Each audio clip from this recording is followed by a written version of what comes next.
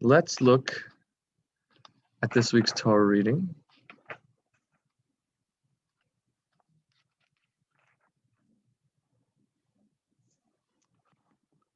And we are studying Bereshis, Parshas Vayigash, Genesis chapter 44, starting chapter 44, verse 18. I want to go to the end of the Parsha a little bit, and then we'll maybe go back to the beginning. So, spoiler alert for if you haven't read this part of the Torah, the story thus far is Yosef has been sold down to Egypt by his brothers due to a feud they had, and he is falsely accused of impropriety, put in prison, ends up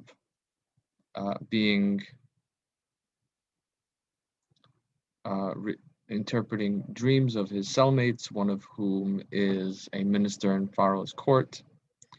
He comes out to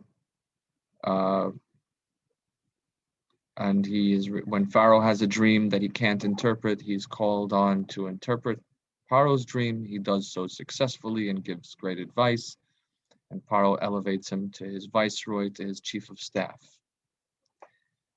And the dream included a prophecy that Egypt would have 7 years of plenty and then would endure 7 years of famine. And Yosef suggested that they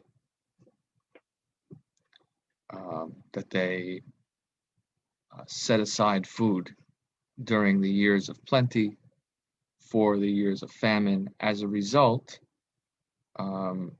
Egypt becomes very powerful, and when the famine hits, Yosef's brothers come to purchase food in Egypt because there is a famine in the whole region. And Yosef is now meeting his brothers for the first time in 22, 23 years, right? Let's say approximately 20, well, it'll be more. No, it's more than that. We have to figure Yosef leaves home at 17, and he's 30 at the time that he interprets the dreams. So that's 13 years. And then another 7 years pass by, the 7 years of famine, 20 years. Yeah. So it'll be between 20 and 20, somewhere just over 20 years that he's seen his brothers. Now, right, my math is correct. Now, Yosef challenges his brothers, and we discussed last week about the meaning of what that might be. His challenging his brothers to bring them to teshuvah, to bring them to repentance, and to call out the fact that they have changed and improved.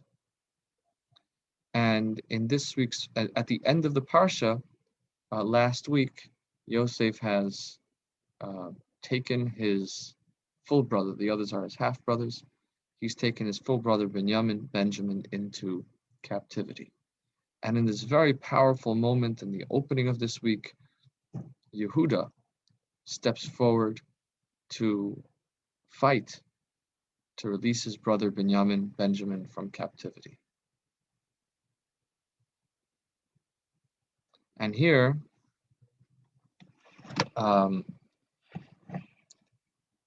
now Yosef, we have the great challenge between Yehuda and Yosef.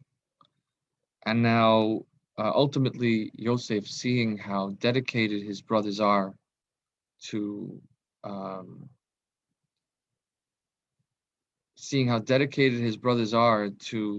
him, to his brother, rather, to Binyamin, he becomes overwhelmed with compassion, and he reveals himself to them tearfully, and it's a very dramatic moment. And then he says, let's bring the whole family here. Bring the whole family here.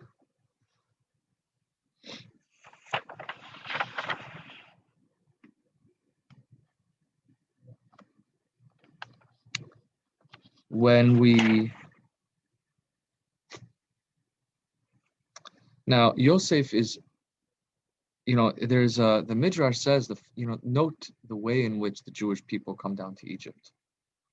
The Jewish people, it was a prophecy to Abraham, that the Jewish people would be slaves in a land that is not theirs, and strangers in a strange land. And when you read that prophecy, it's not indicated what that will actually look like. And the Midrash points to the remarkable turn of events in which this prophecy is brought true. When the children of Israel come down to Egypt, they come as relatives of royalty, which that's phenomenal if you think about it. They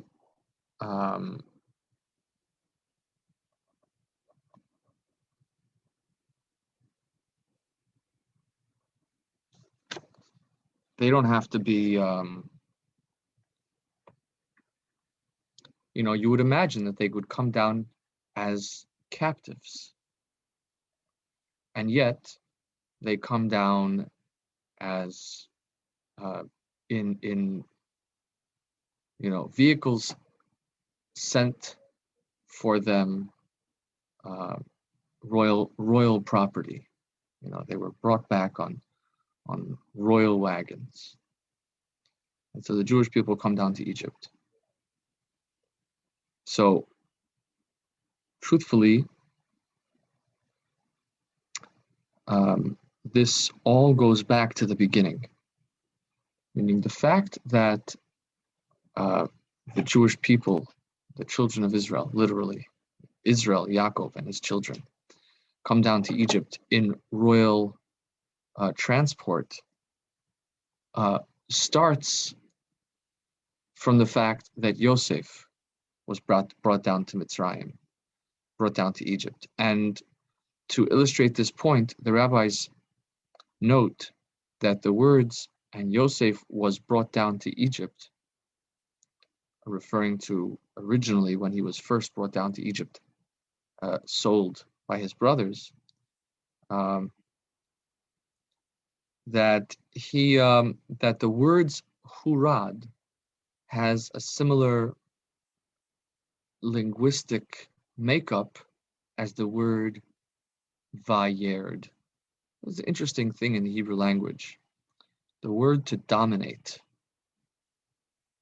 has the same root as to be brought down. And so when Yosef is brought down to Egypt, the word chosen indicates that he was not going down, while he was being brought down, quote unquote, against his will, he didn't go to Egypt as in a submissive manner. He went down to Egypt in a dominant manner. That is, he came with a sense that he is spiritually retaining his identity and his integrity and his sense of mission. And you see this really with Yosef throughout his life, that he maintains a consistent sense of identity regardless. As a matter of fact, most of the stories regarding the other brothers indicate some ups and downs in their behavior, some grievous sin and some recovery from that sin. We have Yehuda, we have Reuven, we have Shimon and Levi.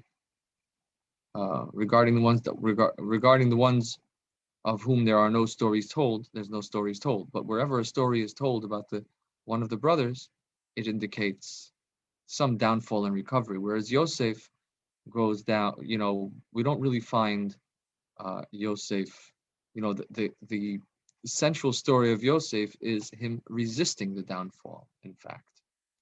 So Yosef is consistent in his holding on to his identity. He dominates, even in Egypt.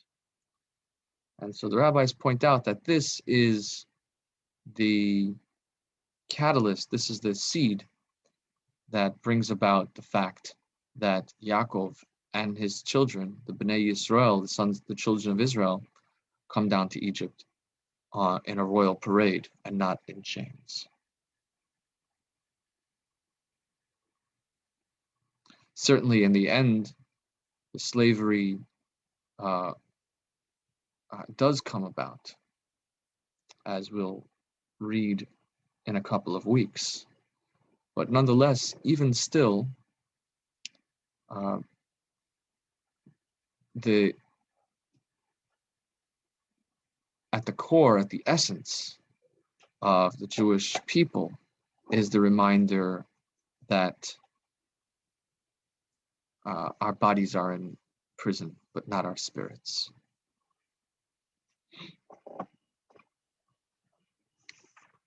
Now, truly, during that time, the Jewish people had a great fall, spiritual fall. But we'll talk about that a little later. But certainly Yosef's whole approach is one that maintains a sense of spirit despite physical circumstance. Now, to move on a little bit, Yaakov is now told about the fact that his son Yosef, his beloved son Yosef, is still alive. And he prepares to go down to Egypt. And I want to focus on something interesting that happens.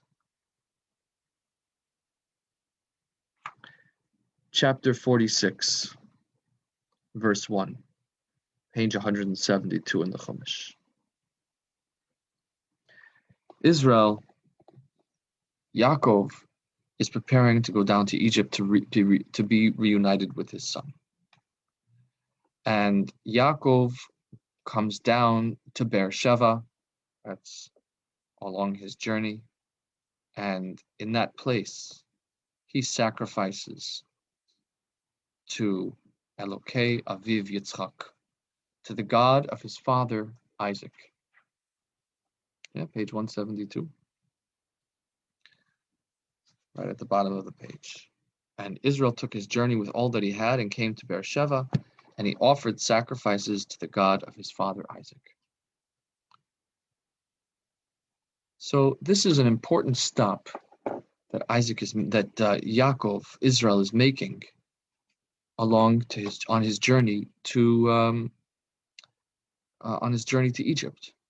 And we wonder, what is prompting him to stop on his journey and make this sacrifice?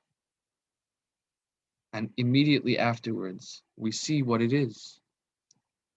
Yaakov is once again afraid. How do we know this? Look at verse 2. And God said to Israel in the vision of the night, and he said, Yaakov, Yaakov. And he said, here I am. And God said, and he said, I am Lord, God of your father. Have no fear of going down to Egypt, for there I will make you a great nation. I go down with you to Egypt, and I will too bring you up. And Yosef shall put his hand upon your eyes. So Yaakov is afraid, and God comforts him. But what's interesting is, initially, even before he has God's comfort, we already get an insight into how Yaakov confronts his fear. And that is that he recalls the God of his father Yitzchak. And I saw a beautiful teaching by the Degel Machane Ephraim, the grandson of the Baal Shem Tov, who says, what is it that Yaakov is particularly calling the relationship that Yitzchak had with God? He's offering sacrifices to the God of Yitzchak. That is, he is praying to God in the way that Yitzchak prayed to God. That's kind of the idea of, right, that God didn't belong to Yitzchak. So when you say he offered a sacrifice to the God of Yitzchak, he's not praying to a different God than the one he prays to. But in a sense, he is praying to God, he's offering a sacrifice in the way that Yitzchak would. He's relating to the concept of God, the aspect of God, which was resonant for Yitzchak. And what is that? What was the relationship that Yitzchak had with God? And so the rabbis tell us, and indeed Yaakov refers to it elsewhere, Yitzchak's relationship with God was that of awe. His God was an awesome God. And he referred to God as his awe. And so as Yaakov confronts his fear, he tries to connect his fear with a spiritual source. And he says, I know I'm afraid, and it makes sense that I would be afraid, because I am the son of Isaac. And Isaac was afraid of God. And in this sense, he might be saying, why are people afraid? Why does fear exist at all? It exists because it's noble for a person to have awe of God.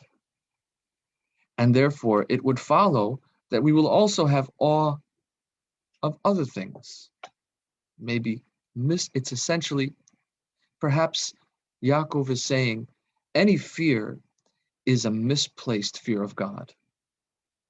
Really what I should be, this emotion that I'm feeling right now, this anxiety that I'm feeling right now, should be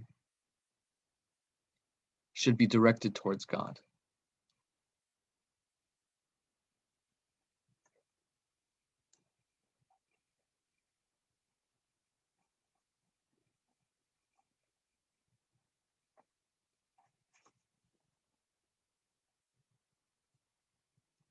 And then indeed Hashem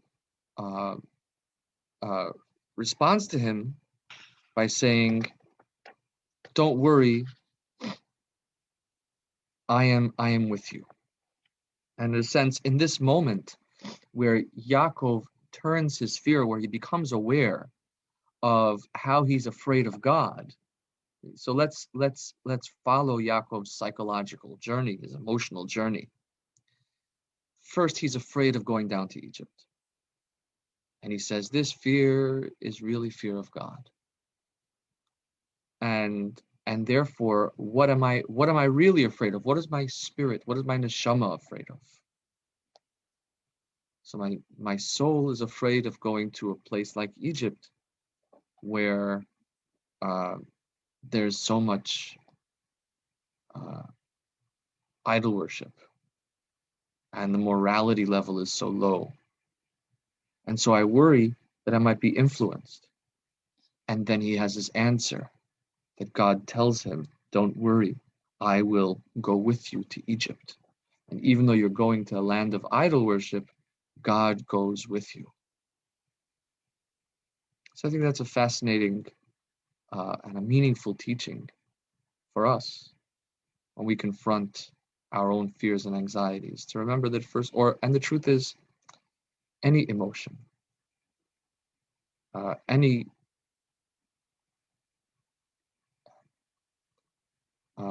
inclination that we have, any inner experience, has its roots and its source in our relationship, in our spirit, in our neshama, and therefore in our relationship with God.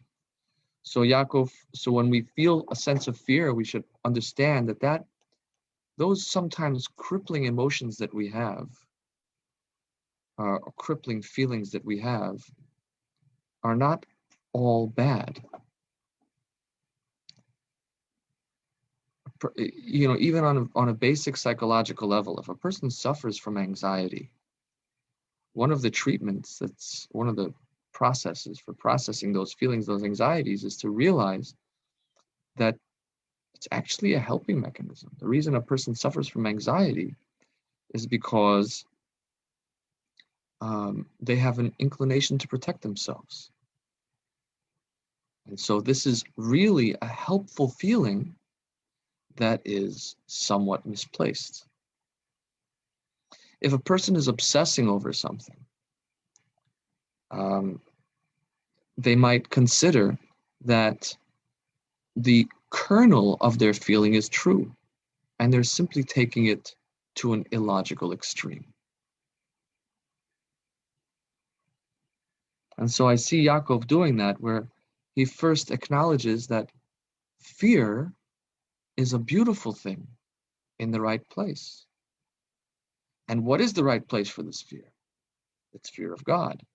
And now he goes to a logical fear, which is that he would become influenced and brought down in Egypt. And then he's able to address that fear by knowing that God is everywhere. And the service of God is available in Egypt. And indeed, God is calling him to Egypt so that he can be with his son. Similarly, when it comes to the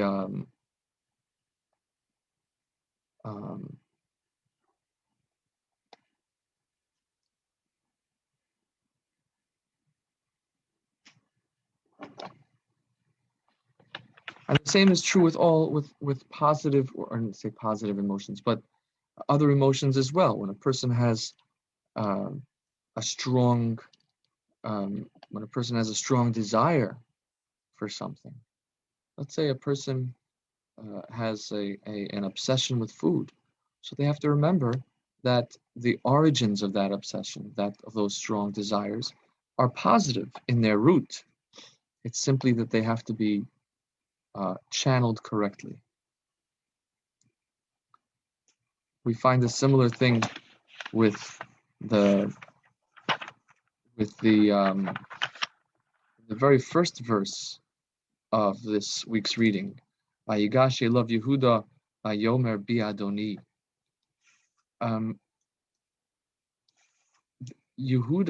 Yosef has introduced himself, is taking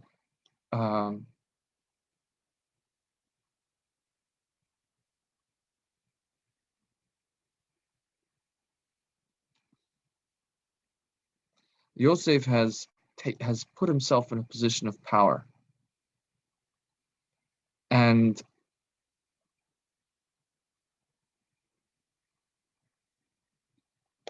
Yehuda comes to him and says, "Bi Adoni," which might be interpreted as "please God." Right now, literally, the words are "please my master," "oh my Lord." Right? He's referring to Yosef in a servile way, but on a deeper level, he is invoking the name of God, as though to say, remember that the source of greatness is the presence of God.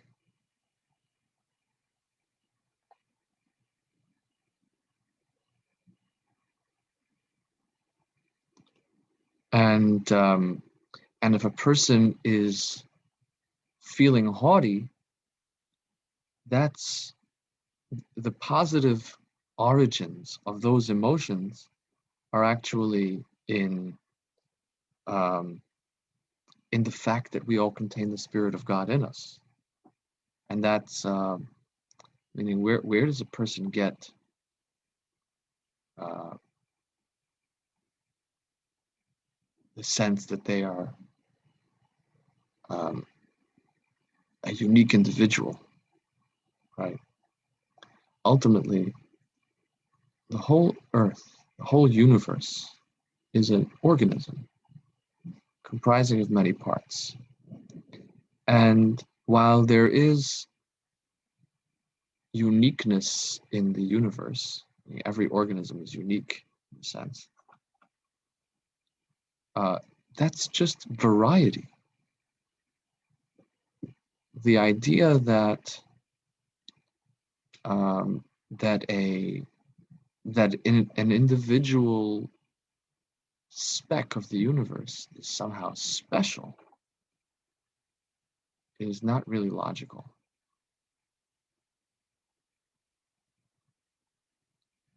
We don't know how animals or plants feel, but we know that people, but they don't appear to see themselves as special, maybe responsible for themselves, but not special. People, on the other hand, have the experience of being at the center of the universe and being special. And the origin of specialness, the origin of the center of the universe is God. That is truly the only one and is at the center of the universe, or is the driving, is the universe itself. And so because we have a neshama, because we have a soul that is kind of a fingerprint of God in us, sort of on the natural level, there's no logical reason that a person should see themselves as special or as at the center of the universe. It's because of our spirit that a person can have a relationship with that which is special and therefore can begin to see themselves as special. Now, of course, we should overcome that, but a powerful way to overcome that is to be aware that the specialness that we're feeling is kind of, what's the term that's used in psychology? It's transference or countertransference. Because we are in the presence of God, we are feeling the specialness that we see in Him in ourselves. And that's the tikkun, that's the way to correct that negative representation of a positive truth.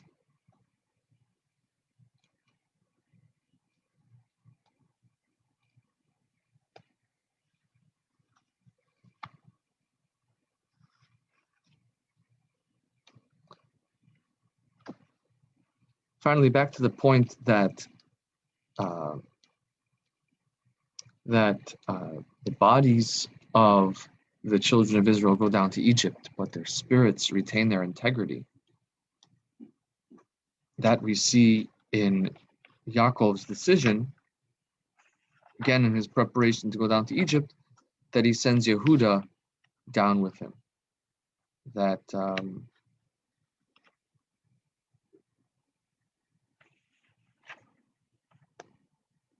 he sends Yehuda down to show the way.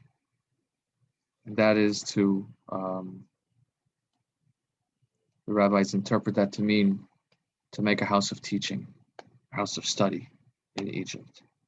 And that is to remember that, again, that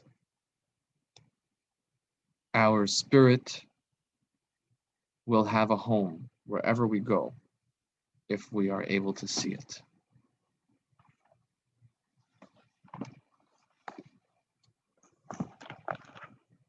All right, any thoughts, comments, or questions? I also want to invite our our online viewers, if you have any thoughts or comments, love to hear them.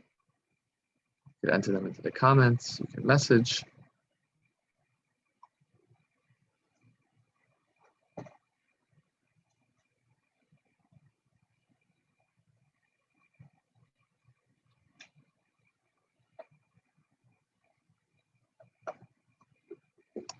Okay. With that, we'll call it a day. Thank you so much for joining us.